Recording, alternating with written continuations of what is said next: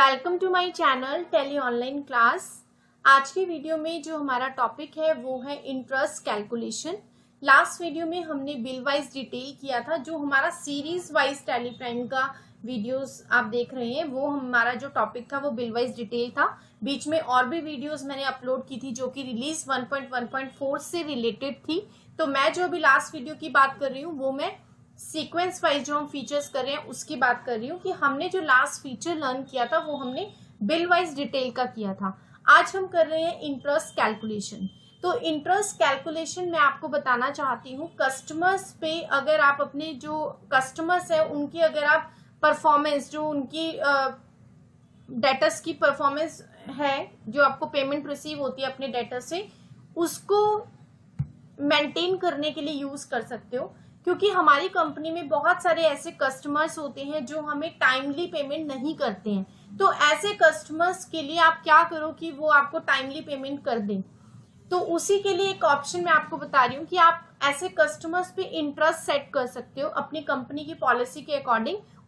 जितना भी due date के बाद वो पेमेंट करते हैं, जितना भी ड्यू डेट लेट मतलब ड्यू डेट से लेट वो पेमेंट कर रहे हैं, उसके बाद आप उन पे इंटरेस्ट चार्ज कर सकते हो। और इसके लिए कैलकुलेशन आप टैली से डायरेक्टली कर सकते हो, आपको मैनुअली कैलकुलेट करने की जरूरत नहीं पड़ेगी। ओके, तो आपको क्या करना है, F11 प्रेस करना है एंड यहाँ पर आपके पास ऑप्शन होता है enable interest calculation. Enable interest calculation, इस ऑप्शन को आपको यस कर देना है। इसको आप यस करेंगे एंड बिल वाइज डिटेल तो हमें साथ में यूज करना ही है। मैं जो आपको भी सिनेरियो बता रही हूँ वो मैं कस्टमर्स पे इंटरेस्ट लगाने के लिए बता रही हूँ और वही हम बनाएंगे भी। तो यहाँ पर सबसे पहले हम एक मास्टर्स को क्रिएट कर लेते हैं। सपोज मैंने यहाँ पे एक पार्टी क्रिएट कर ली, Jatin and company already created है। एक मैंने और पार्टी क्रिएट कर ली, इशू एंड कंपनी, जिसको मैंने अंडर सन्ड्री डेटर्स लिया एंड बिल बाय बिल को तो ऑब्वियसली इसमें ऐसे ही रखेंगे, हमें कस्टमर्स की बिल वाइज डिटेल मेंटेन करनी है। उसके बाद देखिए यहाँ पर हमारे पास ऑप्शन आ रहा है activate interest transaction interest calculation, इसको हम यस करेंगे एंड यहाँ पर हमारे पास इंटरेस्ट पैरामीटर्स आ जाएंगे। अगर आप लोगों के पास ये ऑप्शन यहाँ पे नहीं दिखाई दे रहा है इंटरेस्ट पैरामीटर्स का, तो आपने यहाँ पर F12 प्रेस करना है सेम स्क्रीन पे and use advance interest parameters, इस ऑप्शन को आपको यस कर देना है। जैसे ही आप इस ऑप्शन को यस करेंगे यहाँ पर calculate interest transaction bye transaction आएगा, इसको यस कर देंगे। Override parameters for each transaction, इसको यस कर देंगे। ओवरराइड एडवांस्ड पैरामीटर्स, इसको यस कर देंगे। ऊपर के तीनों ऑप्शन हमने यस किए हैं। फर्स्ट ऑप्शन है calculate interest transaction bye transaction. अरे अगर मैं हर एक ट्रांजैक्शन वाइज इंटरेस्ट कैलकुलेट करना चाहती हूँ तो उसके लिए मैंने इस ऑप्शन को यस किया है। ओवरराइड पैरामीटर्स, अगर मैं कोई भी सेट किए हुए पैरामीटर्स को ओवरराइड करना चाहती हूँ तो उसके लिए मैंने इस ऑप्शन को यस किया है। ओवरराइड एडवांस्ड पैरामीटर्स, अगर मैंने कोई एक्स्ट्रा स्लैब बनाई हुई है, एडिशनली स्लैब बनाई हुई है इंटरेस्ट के लिए, उसको मैं अगर ओवरराइड करना चाहती हूँ तो उसके लिए मैंने इस फीचर को इनेबल किया है। उसके बाद मैं यहाँ पर रेट सेट कर दे रही हूँ कि मैंने जो रेट लिया है इंटरेस्ट का वो मैंने यहाँ पर लिया है 5%। कि मेरी कंपनी में अगर कस्टमर मेरे को टाइमली पेमेंट नहीं करते तो मैं उस पर 5% इंटरेस्ट चार्ज करती हूँ। एंड यहाँ पर मेरे पास 4 इंटरेस्ट स्टाइल्स आ रहे हैं, जिसमें फर्स्ट मेरे पास दिया हुआ है 30 डे मंथ। 30 डे मंथ में हम क्या करते हैं, अगर हम 30 डे मंथ का पीरियड लेते हैं तो इसका मतलब कि एक मंथ के अंदर अंदर आप कस्टमर पे इंटरेस्ट चार्ज कर सकते हो। ओके, तो 365 डे ईयर मींस अगर आपको मोर देन 1 मंथ और ईयर के अकॉर्डिंग इंटरेस्ट चार्ज करना है तो आप 365 डे ईयर ले सकते हो।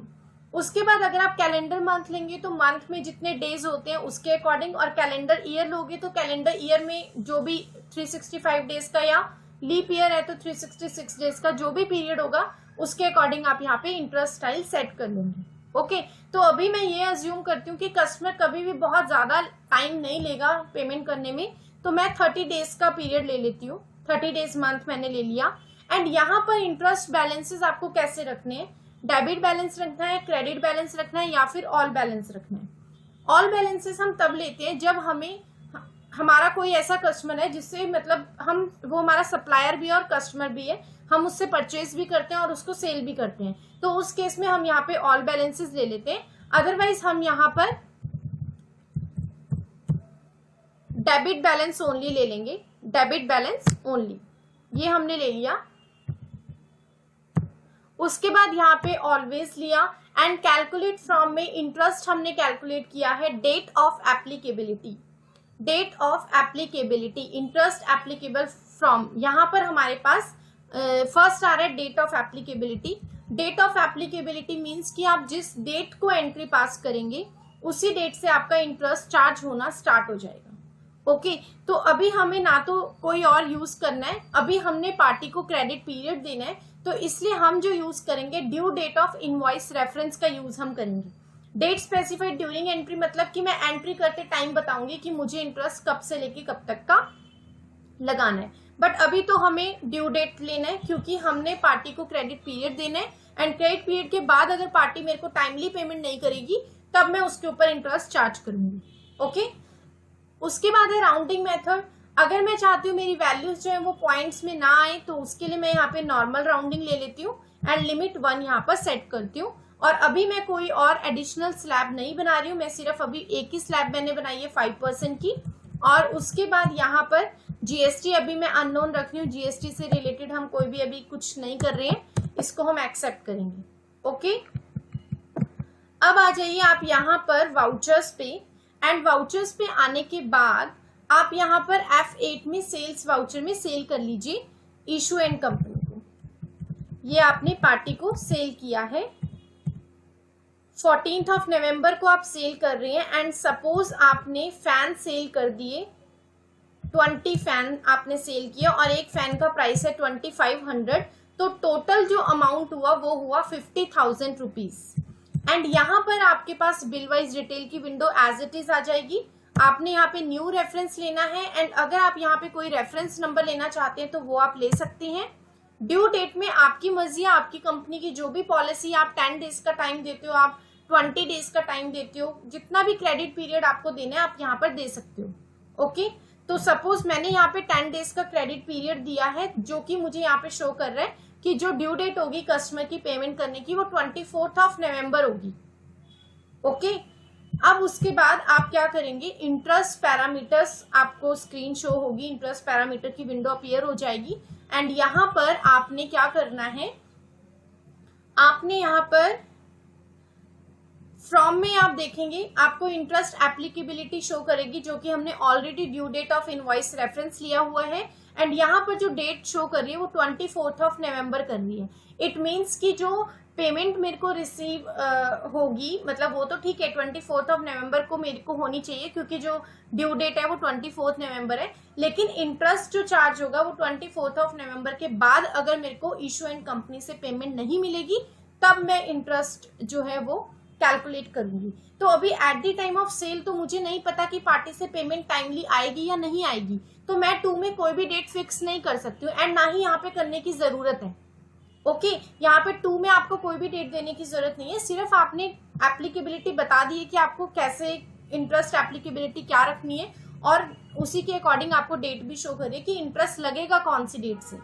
ओके उसके बाद आपने इसको एज इट इज एक्सेप्ट कर लेना है एंड एक्सेप्ट करने के बाद आप यहाँ पर आएंगे डिस्प्ले में, स्टेटमेंट्स ऑफ अकाउंट्स में आउटस्टैंडिंग्स पे आ जाएंगे एंड लेजर पे आकर आप देखेंगे यहाँ पर अगर मैं इशू एंड कंपनी का लेजर ओपन करूं, अभी मैंने इंडिविजुअली ओपन किया है, नहीं तो मैं रिसीवेबल पे भी जा सकती थी। यहाँ पर आप देखेंगे ड्यू ऑन डेट मेरे को शो कर रही है 24 नवंबर इशू एंड कंपनी की। ओके अब सपोज यहाँ पर मैंने इशू एंड कंपनी को एक बार रिमाइंडर दे दिया, मैंने कॉल करके इन्फॉर्म कर दिया कि आपकी ड्यू डेट हो गई है 24 नवंबर, आपको पेमेंट करनी है, तब मुझे पता चलता है कि इशू एंड कंपनी मेरे को टाइमली पेमेंट नहीं करेगा, इससे मेरे को टाइमली पेमेंट नहीं आने वाली है और मेरे को ये बताया जाता है कि जो पेमेंट हम करेंगे वो हम 30 नवंबर तक करेंगे। तो इसका मतलब अब मैं भी उनको बताऊंगी कि भाई अगर आप 30 नवंबर तक करोगे तो आपको जितना भी डेज एक्स्ट्रा होंगे आपको उसका इंटरेस्ट पे करना पड़ेगा। ओके आपको उसका इंटरेस्ट पे करना पड़ेगा। तो पहले तो आपको देखना पड़ेगा कि 30 नवंबर तक का इंटरेस्ट होगा कितना, इशुएंट कंपनी से आपको कितने एक्स्ट्रा पैसे लेने होंगे इंटरेस्ट की अमाउंट ऐड होने के बाद। तो आप क्या करेंगे, आप यहाँ पर इंटरेस्ट कैलकुलेशन पे आएंगे, लेजर पे एंटर करेंगे, इशुएंट कंपनी पे एंटर करेंगे। अभी आपको यहाँ पर कुछ भी शो नहीं कर रहा, आपने जस्ट यहाँ पे ऑल्ट F2 प्रेस करना है। फ्रॉम में कोई भी डेट ले सकते हो, कोई प्रॉब्लम नहीं है। 2 में आपको वो डेट डाल देनी है जिस डेट तक का इंटरेस्ट आप देखना चाहते हो, जिस डेट तक का इंटरेस्ट आप उस कस्टमर पे लगाना चाहते हो। तो सपोज मैंने कहा मेरे को 30 नवंबर तक का इंटरेस्ट देखना है, और चाहे ऊपर में 1 नवंबर लिख दूं कोई प्रॉब्लम नहीं है, या अभी 1 अप्रैल भी लिखे तो भी कोई प्रॉब्लम नहीं है। मैं डायरेक्टली एंटर प्रेस कर रही हूँ एंड आप देख सकते हैं मेरे को इंटरेस्ट जो है वो 500 रुपीज शो कर रहा है। एंड मैं अगर डिटेल यहाँ पर देखना चाहती हूँ तो डिटेल के लिए ऑल्ट F1 आप प्रेस करेंगे।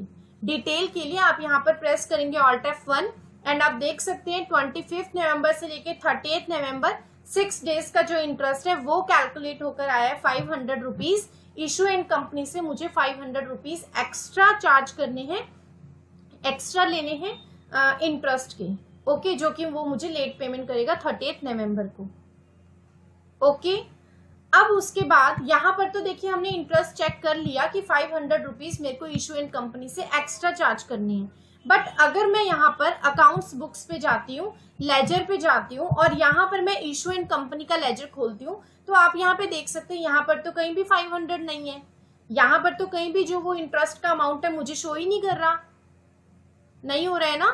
तो आपको क्या करना है, इंटरेस्ट कैलकुलेशन करने से कोई उसके अकाउंटिंग पे इफेक्ट थोड़ी आएगा, आपको उसके लिए एंट्री पास करनी पड़ेगी। एंड जब भी हमें किसी कस्टमर के अकाउंट में पैसा ऐड करवाना होता है तो हमेशा हम उसके लिए डेबिट नोट इशू करते हैं, हम उसके लिए हमेशा डेबिट नोट डालते हैं। आप चाहो तो आप डेबिट नोट भी डाल सकते हो, आप चाहो तो आप जेबी भी पास कर सकते हो, जर्नल वाउचर। ओके, एंट्री जो होगी वो तो वही होगी जो मैं अभी करूंगी, बट आप इस एंट्री को जर्नल वाउचर में भी डाल सकते हो और आप डेबिट नोट भी इशू कर सकते हो पार्टी को, अगर आप उसके अकाउंट में पैसा ऐड करवाना चाहते हो।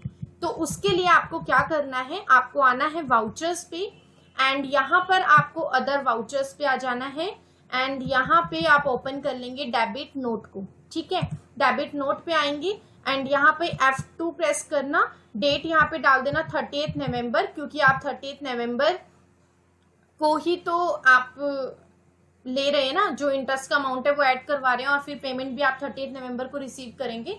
तो आपने यहाँ पे क्या करना है, चेंज मोड करना है Ctrl+H से एंड देखिए यहाँ पर आपके पास एक ऑप्शन आता है, ये स्पेशली इंटरेस्ट अकाउंटिंग के लिए है, यूज फॉर इंटरेस्ट अकाउंटिंग। आपने इसके ऊपर एंटर करना है, फिर से एंटर करना है, आप डेबिट करेंगे इशुएंट कंपनी को। तो आप देख सकते हैं इंटरेस्ट अमाउंट 500 ये ऑटोमेटिक ले रहा है, मुझे कुछ भी देने की जरूरत यहाँ पर नहीं है, मैं सिर्फ यहाँ पर कुछ भी नहीं देना, आपने जस्ट एंटर करना है। क्रेडिट में यहाँ पर मैं एक लेजर क्रिएट कर लेती हूँ इंटरेस्ट रिसीव के नाम से अंडर इनडायरेक्ट इनकम्स, और इसको मैं यहाँ पर कर दूंगी एक्सेप्ट। तो आप देखेंगे ये मेरा एक डेबिट नोट इशू हो गया। मैंने आपको कहा था इस एंट्री को आप जर्नल में भी पास कर सकते हो, बिल्कुल कर सकते हो, बट जर्नल में आपको अमाउंट फिर खुद से डालना पड़ेगा। अभी तो ऑटोमेटिक आया ना, मुझे याद रखने की जरूरत नहीं थी कि कितना अमाउंट ऐड करवाना है, ये अपने आप ही अमाउंट ऐड हुआ है। तो यहाँ पर आप डेबिट नोट कर सकते हो, और क्योंकि डेबिट नोट के लिए इंटरेस्ट अकाउंटिंग का चेंज मोड में ऑप्शन भी आपको मिल रहा है अब तो इसमें टैली प्राइम में, तो आप इसको यहाँ पर एक्सेप्ट कर सकते हैं। ऑल्ट G से आप यहाँ पे आ सकते हैं लेजर वाउचर्स पे एंड यहाँ पर आप ओपन करेंगे इशुएंट कंपनी का लेजर और देख सकते हैं यहाँ पर टोटल 50,500 रुपीज है डेबिट में आपको शो कर रहे हैं, जो कि आपको रिसीव करने हैं इशुएंट कंपनी से। ओके, अब जब आपको ये रिसीव हो जाएगा तो आपने क्या करना है, जब आपको ये पेमेंट रिसीव हो जाएगी आपने ऑल्ट A प्रेस करना है। मतलब मैं यहीं से डायरेक्टली आ गई वाउचर्स पे, तो मैंने ऑल्ट A डायरेक्टली प्रेस कर लिया, नहीं तो मैं बैक जाके भी रिसिप्ट वाउचर पे जा सकती थी। और यहाँ पर मैंने डेट ले ली है 30 नवंबर, क्योंकि मुझे पेमेंट 30 नवंबर को मिली है और किससे मिली है, इशुएंट कंपनी से मिली है। एंड कितनी मिली है, 50,500 रुपीज मिली है। अगेंस्ट रेफरेंस ले रही हूँ तो आप देखेंगे मेरे पास 50,000 शो कर रहा है, और उसके बाद यहाँ पे अगेंस्ट रेफरेंस लिया 500 शो कर रहा है। एंड यहाँ पर मैंने ले लिया है एक्सिस बैंक में मेरे को रिसीव हुआ है तो मैंने बैंक का नेम ले लिया है।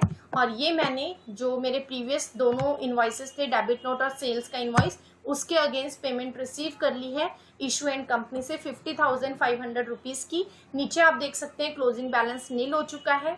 तो ये पूरा प्रोसेस होता है इंटरेस्ट कैलकुलेशन का, जो कि आप कस्टमर्स की जो परफॉर्मेंस है उसको मेंटेन करने के लिए अगर आप कस्टमर्स पे इंटरेस्ट चार्ज करते हो तो इस प्रोसेस को आप फॉलो कर सकते हो। ओके, तो आई थिंक आपको ये समझ आ गया होगा क्या प्रोसेस है इसका। एंड अगर आपको इसमें कोई डाउट होता है तो आप मुझसे पूछ सकते हैं। Thank you so much for watching this video.